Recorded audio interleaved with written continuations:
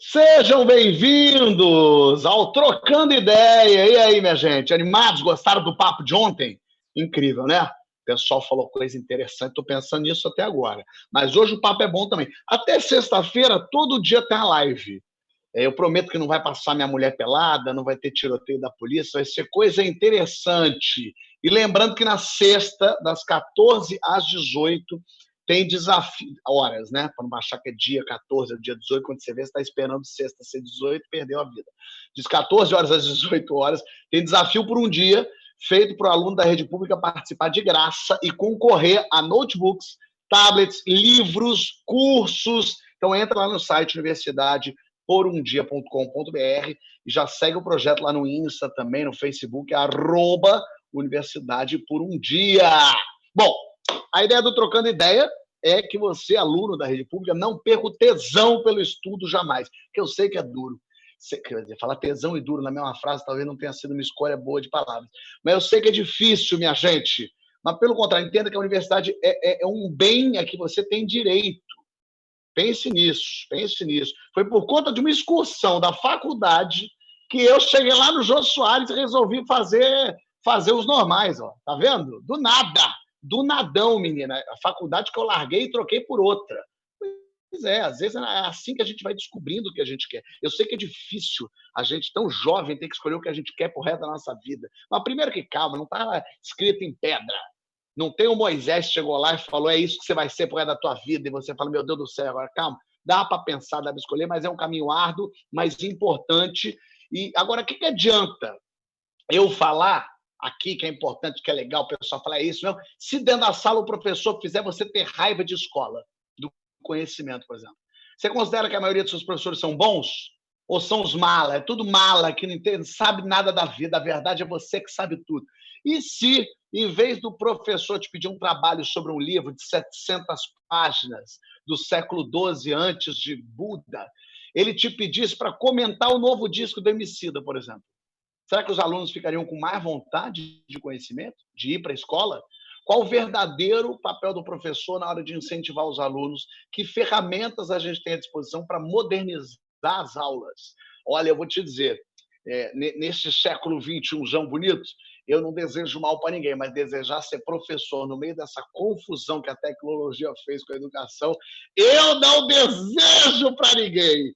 Esses professores marxistas, malditos! É isso que eu quero saber agora deles, porque para debater aqui eu tenho os gênios da sala de aula, minha gente. Eles passam conhecimento de um jeito tão legal que, olha só, viraram influencers, inclusive. Ou melhor, edutubers. Eu vou chamar de edutubers. Sim! Agora você respeitou, né? Agora você pensou assim, menina, de repente dá até para ouvir o que eles têm para dizer. O professor Noslen dá aula de português e tem 3 milhões de seguidores no YouTube. A professora Karina Fragoso, que tem mais de 1 milhão de inscritos no canal English in Brazil. Falei direito? English in Brazil. O negócio é bom. E para aprofundar o assunto, uma das maiores especialistas em linguagem e educação contemporânea no Brasil, a filósofa e psicóloga Viviane Mosé. Muito bem-vindos. Obrigado por estarem aqui para o nosso debate. Muito bom, muito bom. Eu quero começar mostrando um vídeo para o pessoal que, por acaso, não conhece a Karina ou o professor Noslen, um vídeo do VT deles aí, dando aula. Bota aí, deixa eu ver. Vestibular da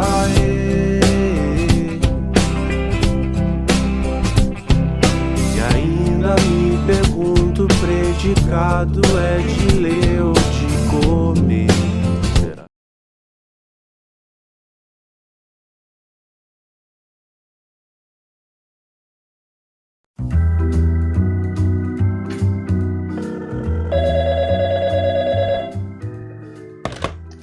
Alô? Hello, could I speak to Mr. Silva, please? Oi? I'd like to talk to Mr. Silva.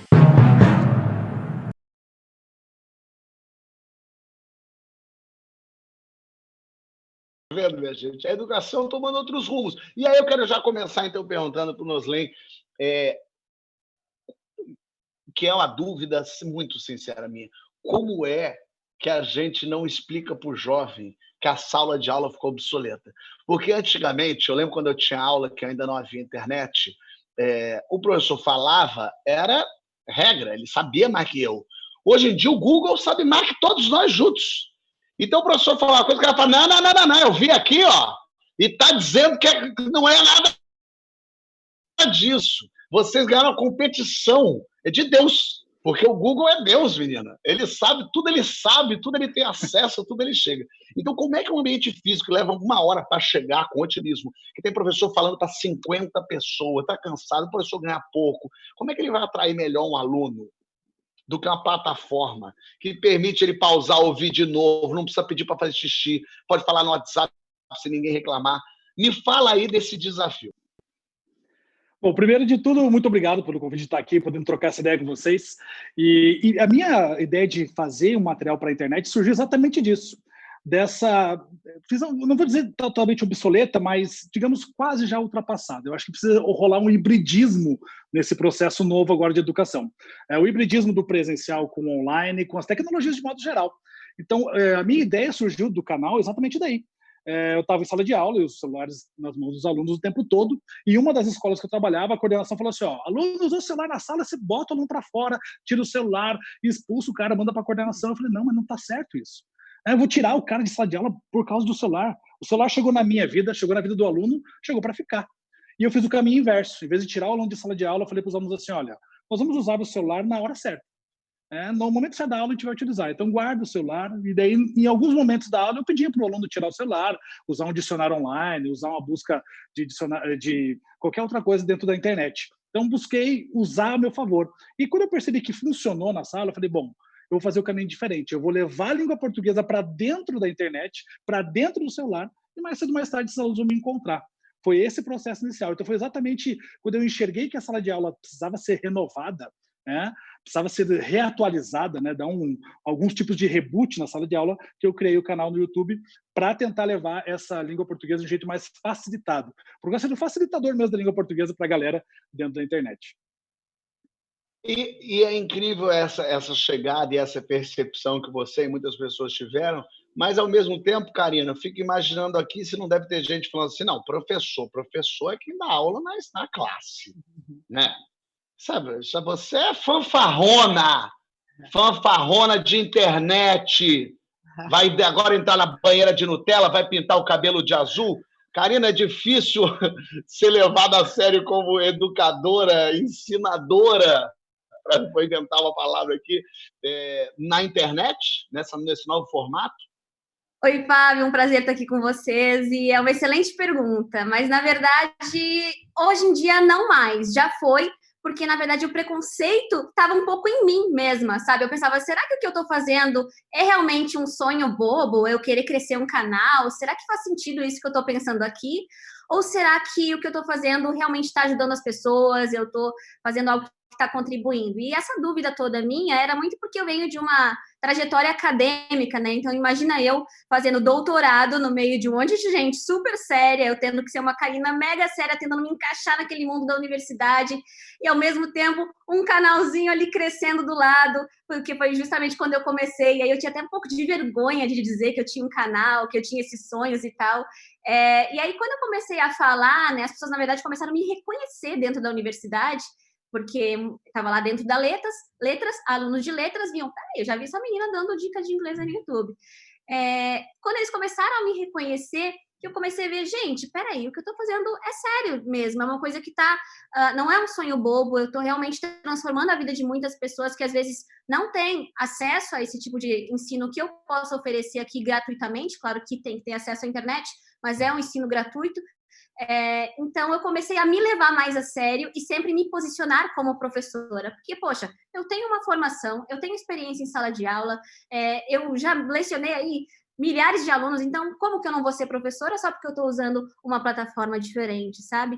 Então, hoje em dia, eu estou super solta, comecei toda travada, com vergonha, falando que nem um robô. Hoje em dia, eu estou lá fazendo sketch, estou cantando, estou lançando um videoclipe aí que eu fiz também. Então, assim, cada dia tentando me conectar mais com o aluno e deixar de lado esses preconceitos que eu mesma confesso que tinha com relação ao meu próprio trabalho.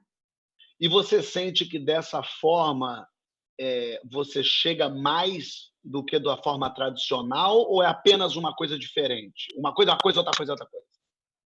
Eu acho que a gente tem diferentes tipos de professores e diferentes formas de aprender. Então, eu acho que quanto mais, melhor. Quanto mais professores estiverem se expondo, dando as suas aulas do seu jeito, por exemplo, o Noslen, ele é um entertainer naturalmente, assim, ele abre a boca, eu já dou risada, amo ouvir ele falar, sem muitos recursos de edição e tal, ele vai lá, ele é o entretenimento. Eu já não sou uma pessoa assim tão divertida naturalmente, então o que eu penso? Formatos diferentes, como que eu posso atrair o meu público fazendo uma edição legal ou pegando assuntos que vão interessar a galera, assim, sabe? Então, eu acho que cada professor vai ter um jeito, inclusive tem o professor que é aquele tradicional mesmo, que quer ensinar com a lousa, e tem o aluno que vai querer aprender assim, ele quer aprender com o ensino tradicional, ele busca isso. Então, eu acho que o grande barato da internet é que a gente tem diversas formas de ensinar para os mais diversos gostos e para as mais diversas necessidades dos alunos também, né? Pô. Viviane, aí, olha que situação ingrata do professor. O pai pega a criança, dá na escola e fala, ensina ele aí. Faz ele desenvolver aí, passar no vestibular. E eu quero esse professor incentivando o filho, quero que meu filho seja um gênio, quero que meu filho aprenda. É papel exclusivo do professor incentivar o aluno? Agora, se não é o professor, a culpa não tem parcela de responsabilidade pai, aluno, escola, é tudo professor, é isso? Eles que são esses monstros sagrados? Fábio, um prazer estar com você. Já ri muito aqui, sou sua fã e eu estou adorando estar com os professores aqui do YouTube, que eu tenho o maior respeito e admiração, adoro esse trabalho feito na internet, enfim. É costume no Brasil a gente usar uma frase, a gente gosta no Brasil de repetir frases, né? Então, assim, a educação é a solução para tudo, sabe? Só que não tem solução para tudo, tem muitas soluções, não tem milagre. Então, a escola é um pedaço da educação, e a sua pergunta já contém a minha resposta, porque a educação não é função da escola, é função da cidade. Nós precisamos de cidades que educam. Vou te dar um exemplo. No Crato, é uma cidade do Ceará que eu fui fazer um trabalho lá. Cheguei lá, encontrei o Alenberg Quindins, que é uma liderança inacreditável de educação alternativa, sabe? Um cara genial, e muita gente que está ouvindo conhece ele é um cara bem conhecido. E aí eu fui lá conhecê-lo e tal, e ele disse, olha como está suja a cidade. Essa cidade que está imunda é a cidade que tem um bom resultado em educação? Eu falei para ele, o resultado aqui é X. Então, educar, não adianta a escola educar e a família não educar. Não adianta a escola e a família educarem se a cidade incentiva práticas de não educação. Então, educar cada vez mais é para a vida, porque não existe mais mercado de trabalho pronto. Quando eu era adolescente, tinha assim, se você fizer medicina e engenharia, você está feito. Quando eu era adolescente, era assim, mas eu tenho 56 anos, tá? Só para vocês terem ideia. Tem muito tempo isso. Então, existia um mercado. E a escola se preparava para esse mercado, sabe? Só que hoje não tem, porque tem profissões hoje que, às vezes, o aluno, quando formar, ela desapareceu, porque a tecnologia inverteu a lógica e aquela profissão não existe.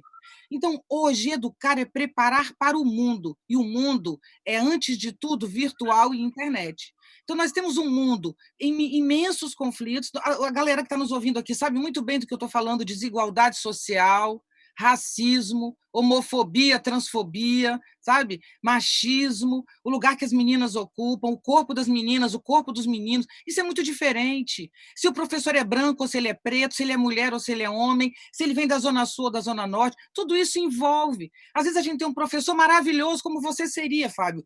Um cara como você, que não se tornasse humorista como você. Tem gente muito talentosa que não teve seu espaço, e que é um excelente professor. O cara chega na sala, ele bomba, ele explode, mas nem todo mundo tem esse talento, entende? Então, a gente tem que ter um sistema colaborativo para educar. Então, a família não participa da educação dos filhos. E você acha que eu culpo a família? Não culpo. A família está sendo esgarçada pela crise contemporânea. As mães estão lutando pelos seus direitos de mulher com toda razão, a briga pelos direitos das mulheres, entende? Os homens vivendo isso de um modo sofrido para os homens também, esgarçado.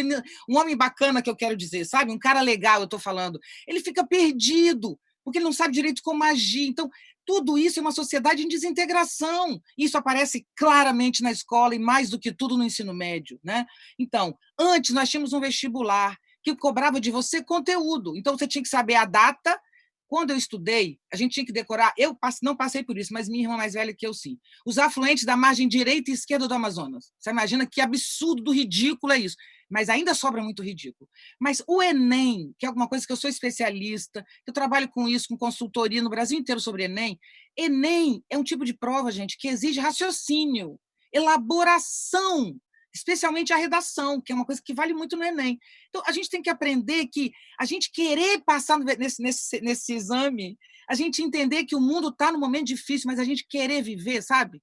A gente toma essa coisa para a gente. Então, as famílias estão errando, os professores estão errando, a sociedade está errando e os alunos estão errando. Então, é hora de todo mundo se entender e falar: temos que sair desse buraco, trazendo uma sociedade mais ética e mais justa, porque a coisa que mais oprime é a desigualdade social, certo? E vocês que estão nos ouvindo, que são de escola pública, eu venho de universidades públicas, toda a minha vida de pública.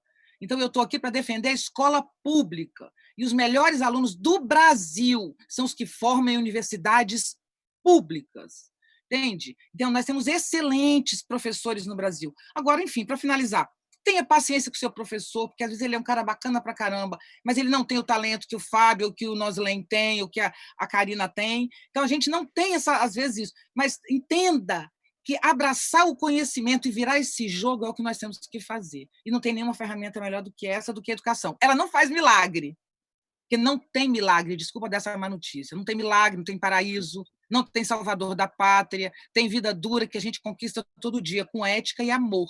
E é mais ou menos nessa direção que a gente tem que ir. Você está falando da sociedade, eu tenho um projeto que, se eu me candidatar, você ia falar que, ao invés de, quando a gente faz 18 anos, você ter que se alistar no Exército obrigatoriamente, eu acho que a gente tinha que ser obrigatório o trabalho de gari por 6 meses e obrigatório o trabalho social pelos outros 6 meses. 1 ano de trabalho comunitário, antes de você escolher uma faculdade. Para você dar valor à sociedade, olhar por um outro viés, entender um outro tipo de lugar. Eu acho que esse era um trabalho obrigatório que ia mudar a sociedade como um todo. Parece um sonho, uma brincadeira, mas eu acredito de verdade nisso. Agora, você falou... Fala, Viviane, fala. Não, eu quero te complementar, porque você falou uma coisa que eu concordo plenamente. Antes dessa crise que a gente vive hoje, que o coronavírus apenas acelerou, mas a crise dos últimos 5 anos, né, 6 anos, no mundo, de desintegração, de aumento de uma esquerda extrema, sabe, do ódio, antes de tudo isso acontecer, o mundo estava ainda passando por uma expansão da classe C, que a classe C estava ganhando espaço no mundo todo, não só no Brasil e tal. Nesse momento, o mundo todo ganhou novas vozes, então surgiram novas universidades, que eu dei consultoria para algumas e dei palestra para outras, nesse modelo, maioria fora do Brasil, que é o seguinte: o aluno entraria na universidade, ele faria 2 anos de mundo antes de escolher a profissão. Então, esse mundo Que ótimo isso, hein? Não é? Por exemplo, essa escola, esse modelo particular pega os alunos e manda ele para o mundo todo, mas só para a favela, para a comunidade, para desafio, no mundo. Se é menos dinheiro, é aqui no Brasil. Você pega o aluno e manda ele para entender, por exemplo, o desafio que vive o Sul, porque o Sul tem uma violência inacreditável, né? Paraná é extremamente violento, Rio Grande do Sul é extremamente violento, Santa Catarina tem um crime organizado fortíssimo. Mas a gente só acha que a violência é do Nordeste. Então, pegar o aluno e mostrar para ele os conflitos do Sul, os ganhos do Nordeste, os conflitos do Nordeste, o problema do Centro-Oeste, sabe? Então, a gente entender isso e depois ele vai dizer: eu quero ser médico. Aí dizem esses especialistas que se você faz 2 anos de mundo, você só precisa de 3 anos de qualquer faculdade para se tornar um profissional, porque você entra na universidade adulto. Que interessante isso. Gostei Aí muito tudo desse acabou, olhar. as crises contemporâneas foram largando esses projetos ousados e foram voltando para o rame-rame. Mas essa é a melhor proposta educativa que eu já vi na vida. Excelente mesmo. Ô, Noslen, a gente está a Viviane falou de desintegração, você estava falando do celular e do WhatsApp, que não adianta lutar contra isso. como é que o professor consegue explicar para o aluno, por exemplo, que eu lembro no meu tempo, e dos tempos aqueles, que eu tinha que copiar o que estava na lousa. Hoje em dia não tem lógica. O aluno fala, não, eu tiro uma foto e tá bom. Claro, existe, copiar, você precisa copiar para treinar a escrita, para entender o desenvolvimento, fazer uma compreensão de texto. Tem um monte de coisa por trás de copiar da lousa que, com toda certeza, o aluno de 13 anos não faz a menor ideia e fala, não, para que eu preciso fazer isso? Como é que você vê a educação se adaptando a esse novo momento de desintegração de tudo, chega a tecnologia e faz o professor na sala de aula ter uma outra função, um outro papel? A gente sabe que 40 alunos na sala de aula é uma loucura. Como é que a gente olha para a educação que foi moldada para o século XIX, sendo aplicada no século XXI, quando o aluno sabe disso também? Não dá mais para enganar ele. Ele está com o telefone na mão dele, ele tem informação, ele olha e ele pensa, que atraso de vida é esse? Como é que consegue fazer esse diálogo com a educação, o aluno e a tecnologia, hein? A gente está exatamente nisso, né, Fábio? Está num momento de disrupção, né? Totalmente quebra de todo esse processo que você falou agora do século XIX, porque a gente está no século XXI, com uma geração do século XXI, com pessoas do século XXI, e que a educação ela vem ainda assim atrelada totalmente ao século XIX nesse processo todo. Então, o que acontece? Primeiro que o aluno não é mais bobo, a gente sabe disso, e a gente tem que mostrar para ele que sim, ele pode usar o celular, pode usar as tecnologias, e mostrar para ele isso que você acabou de falar. Para escrever, se eu posso tirar uma foto, porque você vai aprender a escrever melhor por causa disso, no teu desenvolvimento de escrita, você vai melhorar na sua leitura de mundo, você vai melhorar na cognição, porque existe um processo cognitivo também na escrita, né?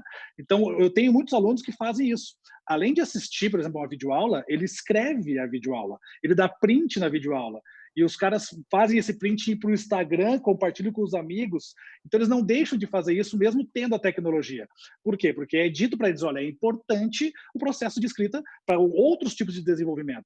Então, acho que vai muito da comunicação, vai muito da maneira como o professor comunica a importância das coisas. Olha, então, beleza, você vai usar aqui na minha aula hoje o celular para passar os meus slides, porque eu já vi isso. Você joga o slide para o aluno e ele acompanha no celular dele o slide da tua aula. E depois você vai ajustar na tua escrita, no teu caderno, da maneira como você acha melhor esse conteúdo. E o aluno faz, ele entende a importância disso. Então, acho que falta um pouco da comunicação também. A maneira como nós comunicamos a educação precisa ser diferente. Ela precisa ser convincente no sentido de mostrar as importâncias de cada passo. Não posso simplesmente pular o passo da escrita e ficar mandando emoji no celular, porque eu vou ter uma prova de redação depois, como a Viviane falou, ter uma prova de redação que eu tenho que escrever, não é com emoji a prova de redação. Então, quando a gente vai mostrando os porquês das coisas, a comunicação é clara para o aluno, tudo isso funciona. E aí o aluno de hoje entende o porquê que ele precisa ainda escrever as coisas, por exemplo. Então, a maneira como o professor comunica hoje precisa mudar bastante nesse sentido. Eu acho que eu e a Karina fazemos muito, e outros professores fazem na internet, é a comunicação. A maneira como eu comunico a língua portuguesa, eu quebro muito das regras. Eu não fico lá o tempo todo falando oração, subordinado, substantivo, objetiva direta. Eu até falo disso, mas antes disso eu mostro a aplicação dessa oração no cotidiano, por que ele precisa entender isso, como é que ele vai entender isso, como é que ele usa isso no dia a dia e nem percebe. Então a maneira de comunicar também é diferente hoje. Acho que passa muito por aí. Você está falando de como chegar no aluno e conversar com o aluno, talvez seja um pensamento novo também, porque a educação antiga sempre foi de eu mando, você obedece. Isso. Inclusive, se a gente formar para trás, ainda com palmatória, ajoelhar no milho, a gente ainda vai para outro lugar. E, de repente, a gente está num momento em que a gente está incluindo o diálogo. A gente vai conversar aqui. Você acha que mudou um pouco essa postura, o professor do alto mandando e esses pobres coitados desses alunos que têm que obedecer? Sem dúvida alguma. Fábio, assim, existem colégios, por exemplo, que trabalham lá com o tablado, né? O professor fica em cima do tablado. Essa postura de estar em cima do tablado já é uma postura de estar acima dos alunos. E tem alguns colégios que já tiraram o tablado, o professor fica no mesmo nível do aluno, que é o ideal. Mostrar que o professor é gente como a gente, né? Também vai acertar e vai errar. Tanto que, por exemplo, quando eu gravo um vídeo meu, eu sou um cara que fala muito rápido, muito acelerado na hora da gravação, e às vezes eu enrolo as palavras, confundo, e eu me conserto na mesma hora e eu não faço edição disso. Eu deixo no vídeo. Para isso, para mostrar que eu sou gente como a gente. Vou acertar e vou errar, mas vou me consertar no meio do caminho e vou mostrar o que é o certo para eles. Então, eu deixo muito orgânica a minha aula, para que eles entendam, olha, é gente da gente. Por exemplo, acontece um fenômeno muito engraçado hoje comigo. Eu digo engraçado para vocês, que já estão na mídia há mais tempo, é diferente. Eu vou ao shopping, às vezes, e as pessoas me param para tirar foto. Um professor? Como assim? Para que você vai tirar foto comigo, né? Eu não sou o Porchat. Então, é diferente isso. Mas quando eles vêm tirar foto, cara, é uma alegria, porque é um feedback muito positivo de que eu consegui me colocar no lugar deles, assim, no mesmo nível que eles, e mostro, ó, a gente é igual, a gente está junto, é nós. Então eu uso muito gíria também na minha aula, a gíria dos alunos, eu uso a gíria deles para mostrar a língua portuguesa. E já fui muito criticado por isso também, né? Eu vivi umas coisas um pouco diferentes do que a Karina comentou agora. Eu fui muito achincalhado aqui na minha região por trabalhar na internet até hoje, mesmo tendo o maior canal de ensino de língua portuguesa do YouTube mundial, até hoje eu sou achincalhado aqui por alguns, não por todos. Muitos já respeitam também, já acreditam no trabalho.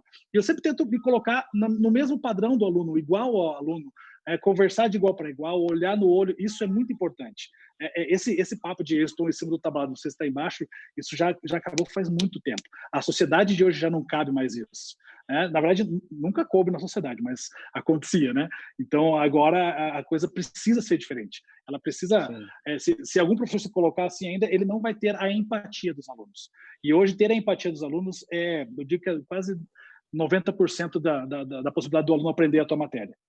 Totalmente. Eu vou perguntar para a Karina, mas como a Viviane levantou o dedinho... Posso? Fala aí, Vivi. Sabe por quê? Porque isso, para mim, é a nossa ferida brasileira na nossa educação, que é o aluno ser sempre submisso. É uma prática cultural. Então, às vezes, um município, um estado investe uma fortuna e não consegue melhorar índice, não consegue realmente ter um ganho, porque o índice faz algum sentido, apesar dele não ser tudo, ele é um mapeador, né? E aí, o que acontece é que não adianta você ter uma ótima escola, com ótimos professores bem formados e tudo, se não existe uma empatia entre professor e aluno, especialmente em que sentido? O aluno não pode ser passivo. O aluno é o centro da educação. Antigamente, o centro da educação era o professor. Então, importava o que eu, como professor, ensinava. Hoje, Fábio, importa o que o aluno aprende. Então, eu tenho que ser medida pelo que ele aprende, não pelo que eu ensino. Entende? Então, o professor tem que ser colocado em questão. Não colocar, como algumas pessoas falam, agora também vira o professor o inferno, aí tudo quanto é. Não, não é isso. Mas a cultura brasileira, que não é do professor, é das famílias, é uma cultura passiva. Nós temos vergonha de aprender. Vou rapidamente te dar um exemplo. Tinha uma menina que ela brincava com meu filho, e ela era filha da pessoa que trabalhava na minha casa, e era uma pessoa muito amiga, e só tirava nota boa, a menina era maravilhosa, só tirava 10. Ela chegava e dizia, nós vai, nós foi. E um dia eu sentei com ela e falei, olha só, não tem nada demais, é apenas um erro, mas por que você fala assim? Você só tira 10. Seu professor não te ensina? E ela me respondeu, Viviane, com a cabecinha baixa, meu professor ensina, e eu sei falar igual você fala. Eu acho lindo o jeito que você fala, e eu sei, mas eu tenho vergonha. Porque quando eu falo bonito, todo mundo ri de mim onde eu moro. Entendeu o que eu estou dizendo? Eu estou dizendo que nós temos direito à educação. Nós temos direito, alunos. E o professor tem que entender que o seu aluno ele pode ser um gênio, sim. Esse menino que está na periferia, ele pode surpreender todo mundo. Então, a gente tem que dar espaço aos alunos. Não são eles que devem guiar, não, porque eles são alunos, mas eles devem ser ouvidos antes de tudo. A educação é para eles. Isso, infelizmente, no Brasil, a gente não tem. Nem nas escolas privadas caras, por isso que formamos tão mal liderança, temos péssimas lideranças, assim, nas escolas em geral, mas especialmente nas particulares. Me desculpe o excesso de particular, mas existe essa coisa de ser passivo nas particulares, nas públicas, em qualquer lugar. Sim. Você está falando desse ensino que chega até o aluno e como chegar nele, né, na realidade de cada um. E a Karina tem uma coisa que é muito legal, porque é da periferia que surgiu um Emicida, um gênio, um cara que compõe músicas, são poemas, que são alta literatura, inclusive. E a Karina, por exemplo, quando vai ensinar a letra das músicas, você acha que uma letra de uma música de uma série pode atingir e prender muito mais os jovens do que um poema de Shakespeare, por exemplo, né, Karina? Eu tô amando essa discussão, tantas coisas tão valiosas sendo ditas aqui, e eu super concordo também que o melhor professor não é aquele que necessariamente mais sabe, mais domina o seu conteúdo, mas é aquele que melhor se conecta com o seu aluno, que se coloca no lugar dele, que pensa o que meu aluno precisaria aprender, o que ele precisaria ouvir agora, sabe? E é isso que eu sempre tento fazer nas minhas aulas, desde a escola, quando eu dava aula presencialmente, quanto hoje, né? Até hoje no YouTube, que eu faço a mesma coisa, assim. Eu também venho de periferia, eu tive muita dificuldade de aprender inglês, eu não tive acesso à educação quando eu era mais nova, no sentido de educação de ponta ou coisa assim. Então, eu não sei, talvez isso esteja muito dentro de mim, esse meu desejo de, gente, pega a minha mão aqui que eu vou te ajudar. Eu vou te ajudar. E eu acho que isso me faz eu me conectar tão bem com o meu aluno, assim como o Noslen, eu erro em vídeo, erro em aula. O aluno me pergunta, como se diz isso em inglês? Pois é, sabe que eu não sei? Deixa eu pesquisar. Às vezes o aluno fica, como assim? A teacher não sabe? Gente, eu sou como vocês, eu estou sempre aprendendo, o aprendizado é constante e cada dia a gente está ficando melhor. Então, eu acho que isso, colocar na cabeça do aluno que o aprendizado é um processo, que a gente não é melhor que eles nesse sentido, que a gente está sempre aprendendo, estamos aprendendo juntos, é fundamental. E isso que tu falou, porque eu falo assim, que eu sou gaúcha, eu não falo tu falaste, porque eu me sinto estranha falando assim. É muito interessante da questão de músicas e de séries. Eu acho legal porque, como eu disse, desde a sala de aula presencial, eu tentava cativar o meu aluno com aquilo que ele já conhecia. Então, a gente parte de algo que o aluno já conhece. Então, o aluno conhece uma série, ele conhece a música da Katy Perry, ele conhece, sei lá. Então, vamos partir dali, porque dali a gente pode voar, entendeu? Porque eu já cativei a atenção dele. Então, se eu chegar com... Vamos falar sobre Shakespeare hoje. Alguns alunos podem achar muito legal. Outros alunos vão achar aquilo tão desconectado, tão nada a ver com a realidade dele, que já perdi meu aluno ali, sabe? Então, eu gosto muito de falar sobre, por exemplo, pronúncia de marcas. Todo mundo sabe o que é um McDonald's. Então, eu vou lá e explico fonologia. Teoria pesada, mas de forma muito simples. Ninguém tá vendo que eu tenho todo um background de fonologia aqui da universidade, que eu estudei várias regras e tal. Ninguém sabe, mas eu estou ensinando ali, de certa forma, quando eu ensino a pronúncia de McDonald's, que não é Mac em inglês, é McDonald's. Então, eu acho que o professor é isso. Ele tem que buscar, ao máximo, se conectar com o seu aluno, com a realidade dele, entender o que está acontecendo naquele grupo social. Então, por exemplo, quem me falou sobre TikTok foram os meus seguidores, que hoje eu não dou mais aula presencial, mas seriam meus alunos. Eu não sabia o que era TikTok, porque não é um aplicativo que eu tenho muito interesse, ou não tinha, porque agora eles estão tão presentes lá que eu acho que eu vou começar a criar uns vídeos para o TikTok também. Por quê? Porque eu tenho que estar onde eles estão. Então, eu tenho que aprender com eles. O que está bombando? O que eles estão fazendo? O que eles estão gostando? Então, acho que faz parte do nosso trabalho também estar muito atento a isso para a gente se conectar com eles da melhor forma possível. E como é importante que a escola proporcione e propicie para os professores esse tipo de conteúdo, porque como é que você exige que o professor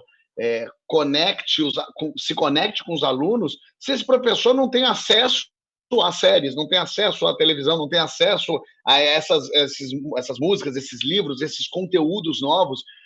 O professor, como vocês bem sabem, também são pessoas que precisam estar atentos ao que está acontecendo, ao filme que está todo mundo falando. Está todo mundo falando de Coringa. Ué, vamos falar de Coringa, mas como é que você quer que o professor fale de Coringa se o professor não consegue ir ao cinema, se a escola não proporciona ao professor acesso a esses conteúdos, por exemplo? Então, como é importante também que a escola fique atenta e ligada nisso, para que esses professores estejam equipados com o que vem acontecendo, com tecnologia, com internet, com celular. Como é que, se a escola não proporciona ao professor internet, como é que esse professor vai conseguir ter? E a gente não está falando aqui dos professores, a gente tem boas condições, esses professores que aqui estão, mas a gente está falando dos professores de todo esse Brasilzão. Eles precisam ter acesso, por exemplo, à internet. A internet não tem. A Karina levantou a mão, o Noslen também. Como eu estou terminando com a Karina para passar para o Noslen, então fala, Karina, aí o que você queria falar e depois eu vou passar para o Noslen. Não, isso faz total sentido, Fábio, porque às vezes pensa que o que a gente precisa oferecer para a escola de tecnologia? É o que? É realidade virtual? É tecnologia de ponta? É o quê? Gente, é muito simples. A gente precisa de uma boa internet para que todo mundo consiga usar, porque através da internet a gente voa, a gente viaja pelo mundo inteiro e se informa e aprende, e de algo que eu acho que falta muito no nosso país, que é formação de professores, formação continuada. Então, o professor sai da universidade, que muitas vezes não prepara o professor para a realidade, vai lá, ensina um monte de teoria, um monte de coisa que é super importante, super relevante, mas o professor sai dali muito cru. O que a gente aprende na prática, que a gente se rala para aprender, porque ninguém nos disse, faz assim, vai por aquele caminho, dá uma orientação, sabe? Então, a gente sofre muito no começo da carreira, com algo que poderia ter sido melhor explicado para a gente, sabe? A gente poderia ter sido melhor orientado. E depois desse período de universidade, o professor é jogado lá, tem que fazer o quê? Um monte de burocracia, é caderno de chamada, é reunião para pais, é reunião para falar do aluno que conversa. Mas ninguém fala, vamos fazer assim, esse sábado de formação continuada. A gente vai falar sobre novas tecnologias, a gente vai falar sobre o TikTok, a gente vai falar sobre sei lá o quê, sabe? Então, acho que falta muito esse tipo de discussão. Aí o professor fica muito solto, cai naquela rotina. Então, assim, aluno que está nos assistindo, não culpe o seu professor. Vou falar de novo aqui, eu estive lá. Então, às vezes eu me sinto até mal quando me falam, nossa, Karina, eu aprendi em 10 minutos do seu vídeo algo que ninguém me ensinou em 1 ano de escola. Eu geralmente falo, te ensinaram sim. Talvez você não tenha visto, mas tá lá esse conteúdo, mas de repente está tão misturado em tanta coisa acontecendo, ou tá tudo tão difícil de prender a atenção do aluno ali na escola, que talvez o aluno nem tenha percebido, sabe? Então... Totalmente. Noslen, fala aí, que levantou a mão. Beleza. Na verdade, o link era outro com ela, mas eu vou aproveitar do que ela está falando aqui, depois eu volto naquele link. Boa. E isso é uma coisa muito importante, porque, como eu falei no comecinho, né?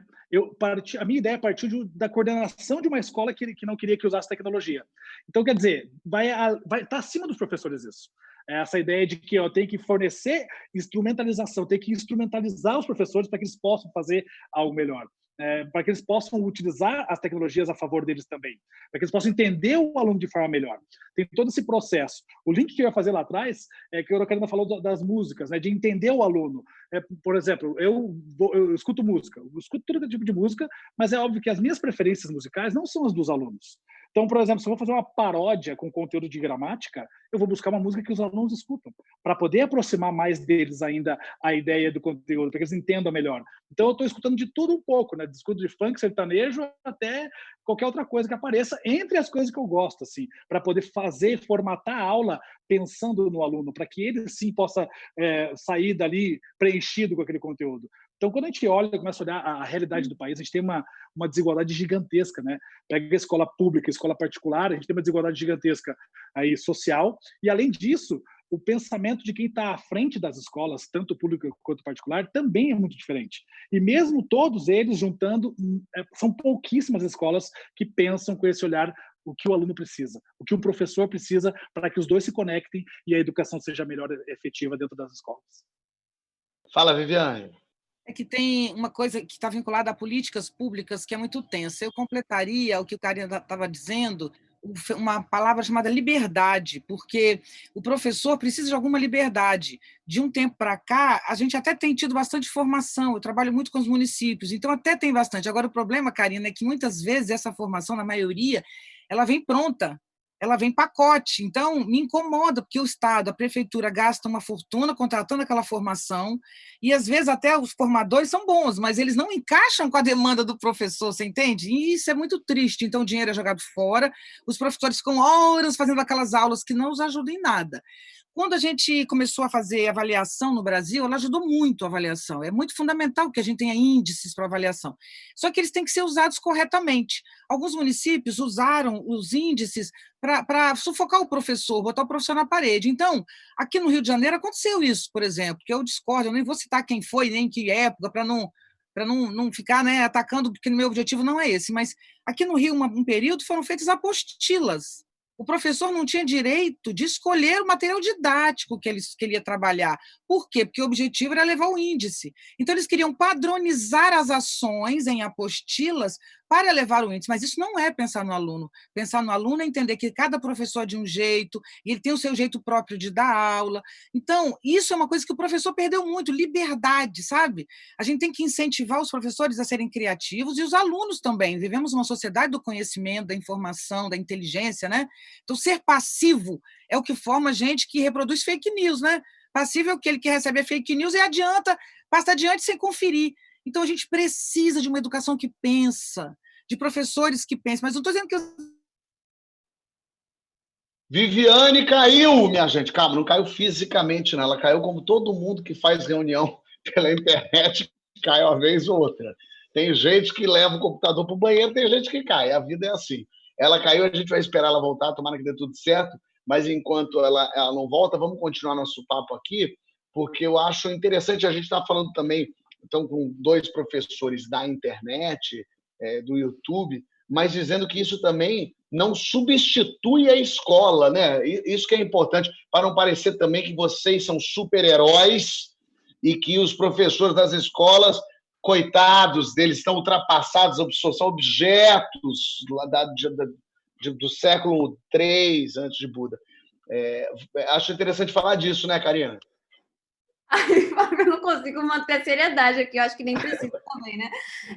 Não, mas é justamente isso, a gente tem que ter o cuidado de dizer que, claro, que a gente faz um trabalho muito legal na internet, que a gente atinge milhões de estudantes, mas que isso não invalida o que muitos professores estão fazendo nas escolas e toda a luta. Eu sei que tem muita gente fazendo projetos incríveis nas suas escolas. O nosso objetivo não é ser mais que o professor ou tirar o espaço de um professor da escola, e sim trabalhar junto, trabalhar em conjunto. O que o professor da escola pode extrair do nosso canal e o que a gente pode pegar de experiência que a gente já teve em escola também.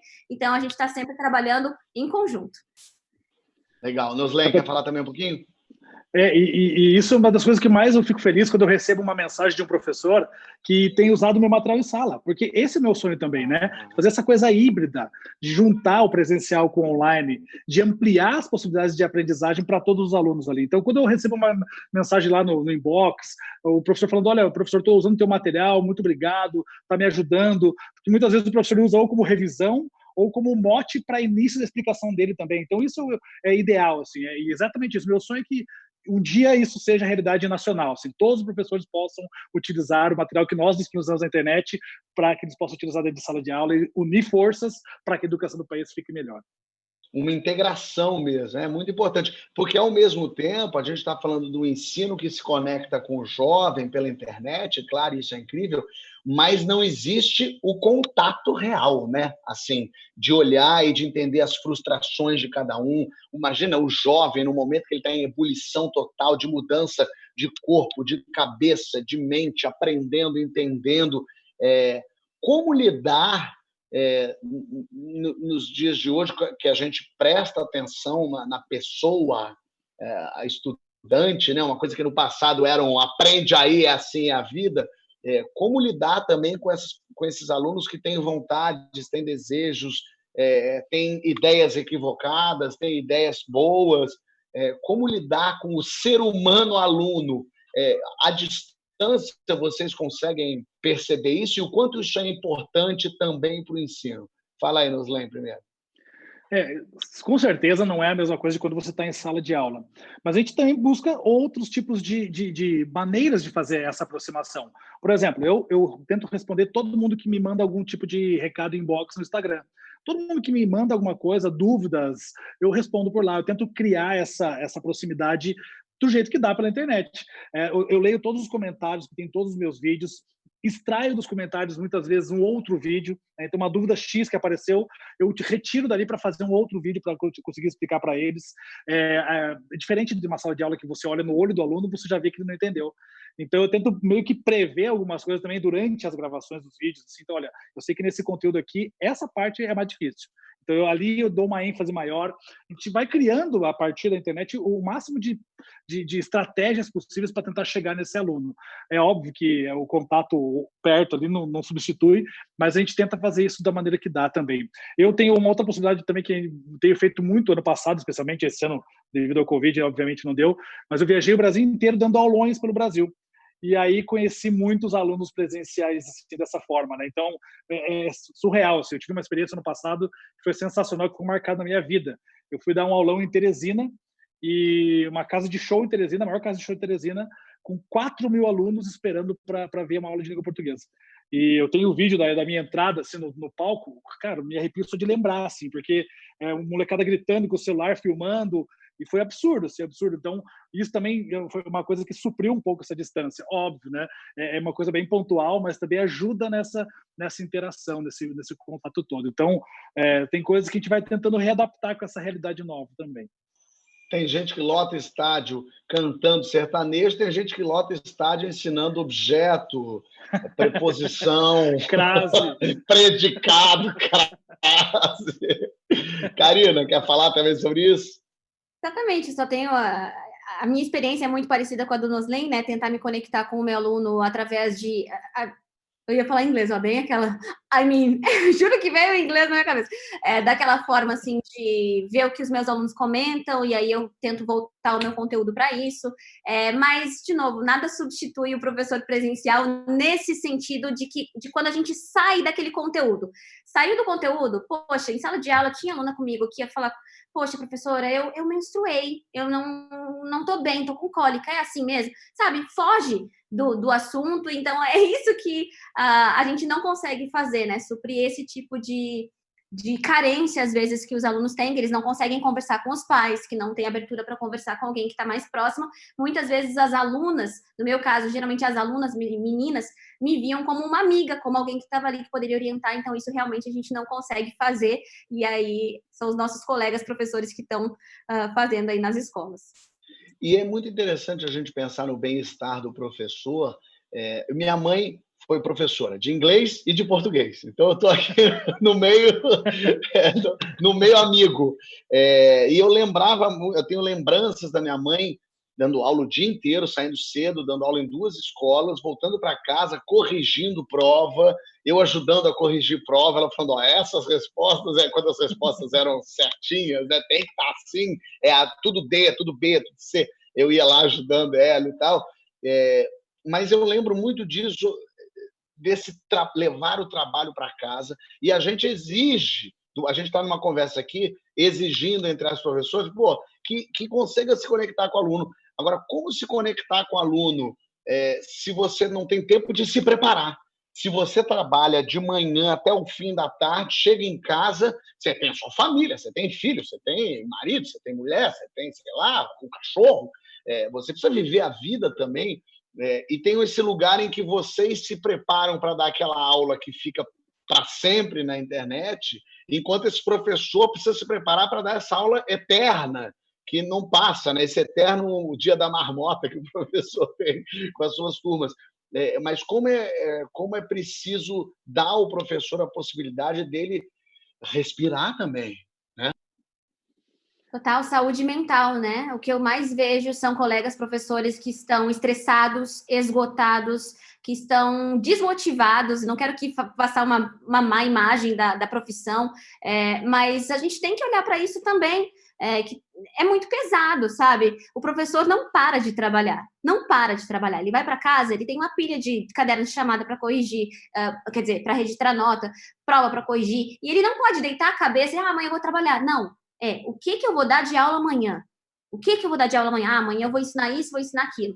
Então, o professor não para no fim de semana para relaxar e esquecer de tudo. E nem nas férias, tá? Porque nas férias ele começa a planejar como que eu vou ensinar esse tópico aqui, sabe? Claro que a gente tenta descansar aí quando pode, mas o professor tem uma jornada bastante pesada, assim, e às vezes a gente vai para casa com aquela coisa, poxa, por que aquele aluno não entendeu o que eu ensinei? Então, por que aqueles alunos lá, eu preparei uma aula maravilhosa, tão maravilhosa em teoria, cheguei lá na sala de aula, por que não funcionou? Por que ninguém prestou atenção? Ficaram todo mundo conversando.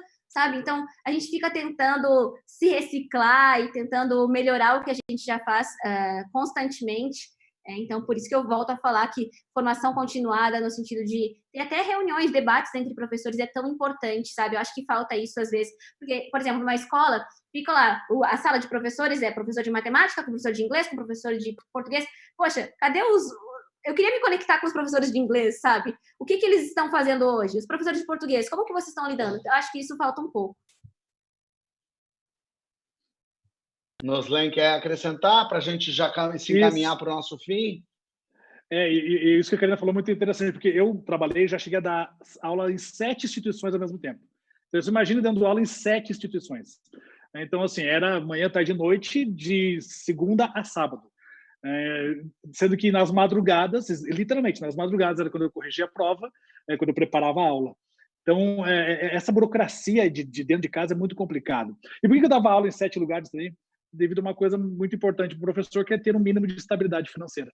Então, tem essa outra questão também que leva também o professor estar estafado em relação a tudo, né? Então, certamente, se a gente conseguisse criar menos burocracia para o professor, existem algumas burocracias que são impossíveis de tirar, por exemplo, fazer prova, corrigir prova, né? Mas dá para otimizar essas coisas, né? A prova em si, ela hoje tem vários tipos de instrumentos possíveis para se fazer uma prova mais agilizada, até mesmo sites que botam questões ali, que você pode pegar as questões e ajustar para fazer. Então, que as escolas pudessem disponibilizar mais esses instrumentos para que ficasse menos pesada essa vida do professor em casa. E a gente fala do pesado, como a Karina falou agora, dá a sensação para a galera que está assistindo que não vou ser professor. Não, mas não é essa a ideia. Se você gosta, se você se sente parte da educação, olha, eu quero ajudar as pessoas. Porque isso foi o que me fez ser professor. Quando eu fui decidir ser professor, a primeira coisa que veio na minha cabeça é assim, eu queria uma profissão que pudesse ajudar as pessoas. E a profissão de professor é isso, ela ajuda as pessoas. Então foi por isso que eu decidi ser professor. Então se você quer ser, né, seja, e ajude a transformar também essas burocracias que existem, esse processo todo que existe, que às vezes é meio pesado para a gente, mas no final, o resultado final, quando você vê os alunos aprendendo, entendendo, sempre é muito prazeroso, sempre é muito bom. Eu imagino que a carinha do aluno entendendo deve ser uma coisa muito gratificante. Mas é sempre importante que todo mundo lembre que o professor não é uma máquina. Ele não é o seu notebook. Ele é uma pessoa. Ele também precisa estar motivado. Ele também precisa estar com a cabeça limpa. Ele também precisa estar feliz. E isso não só parte do aluno, porque o aluno também tem que propiciar um mínimo de vamos trocar, mas das escolas também. As escolas precisam estar atentas a isso e não achar que o professor é obrigação dele ir lá e fazer. Calma, a gente está trabalhando com uma pessoa que tem vontade, sentimentos e quer chegar no final de semana e esquecer tudo e não ter que ficar desesperado pensando nisso. Eu quero, agradecer muito vocês por esse bate-papo. A Vivi não conseguiu voltar. Viviane, você está em algum lugar perdida nesse mundo internetico. Eu quero lembrar todo mundo que sexta-feira rola o Desafio por um Dia no site do projeto. Estão dizendo aqui para mim que acabou a luz na casa da Viviane. Olha aqui, voltamos a 1992, minha gente. Acabou a luz. Eu me lembro quando acabava a luz lá em casa, que a gente acendia a vela. Eu amava quando acabava a luz. Quero desculpa para não fazer lição de casa, que acabou a luz, e a gente acendia a vela e criança ama fogo. Olha aqui, toda sexta-feira, olha eu doido. Sexta-feira agora vai rolar o Desafio por um Dia no site do projeto, www.universidadeporumdia.com.br. Lá você vai participar de graça. Isso é sempre importante falar de graça, que daí a gente até presta atenção, né? Que a gente ouve de graça, a gente até quer. E pode concorrer a prêmio, quer dizer, de graça e concorre a prêmio. Eu não sei o que há de melhor nisso.